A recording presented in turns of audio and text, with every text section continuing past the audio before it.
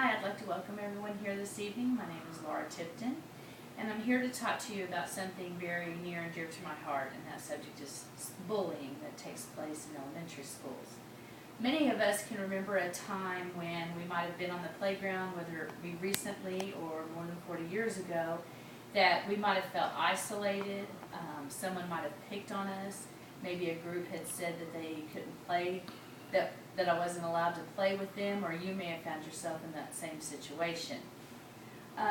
Bullying is a growing problem. It's becoming almost an epidemic in schools, especially with students under the age of 18. In a 2010 study that was performed, 1 in 4 under the age of 18 have been bullied in some sense in their life. A lot of the reasons why students don't report bullying is because, number one, they don't understand why they're being bullied. A lot of times they can't figure out why they're being picked on, why this is taking place. They don't know who to tell. A lot of times they're afraid to tell a teacher or a parent.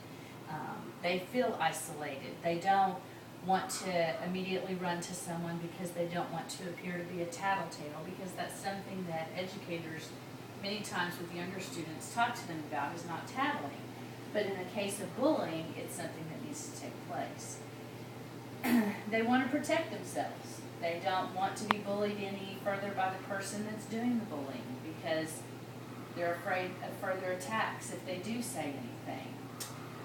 A lot of times when it comes to the school portion of it, parents expect the educators to do something about it.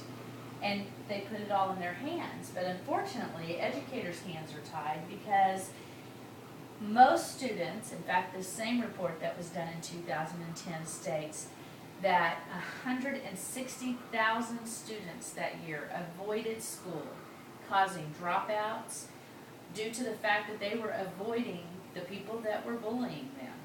So this limits what educators can do. There have been programs started, and it's very important that we continue these programs in schools so we can stop bullying. Programs need to be implemented not only in schools, but in churches, daycares, area playgrounds. There needs to be things set up in order to take care of this growing problem. We do have 2 national programs right now that are running big campaigns to stop bullying. One is Stomp Out Bullying, and the other one is the National Center for Bully Prevention. These organizations have made great strides in what has become such a problem with elementary students. Something that we as parents, as friends, as siblings can look for when it comes to bullying is the behavior of students who are being bullied. A lot of times there'll be a drop in grades.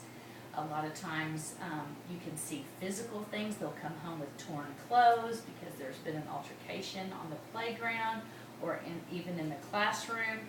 Depression can set in, and we have to really keep in mind that bullying is not just a physical activity, but also can be a mental abuse that goes on with students. Name calling, making fun of someone is all a form of bullying. Communication is key in making sure that we have success in stopping bullying. Communication between educators, between parents, communication between parents and their children, to make sure that they're asking the right questions, to make sure that the children aren't faced with things like this. In elementary schools, programs have been started called Character Ed, and counselors are going to the classrooms. They're using such books. Scholastic Books has put out a book called The Bully from the Black Lagoon, and there's a whole series of books that can be read to elementary students to help them to be able to recognize what bullying is, to not be able to be afraid to report bullying, and to help them just be able to identify that situation if they find themselves in it.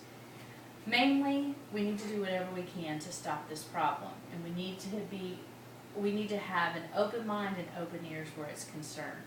We need to think of it in these terms. If we had a robber that was continuously robbing our home, and we didn't tell anybody about it, but we knew they were doing it, they're going to continue to rob the house. It's the same thing with our children and these elementary students. If we don't stop it, if they don't tell somebody, the bullying will not stop. And that completes my presentation. Does anyone have any questions? Thank you.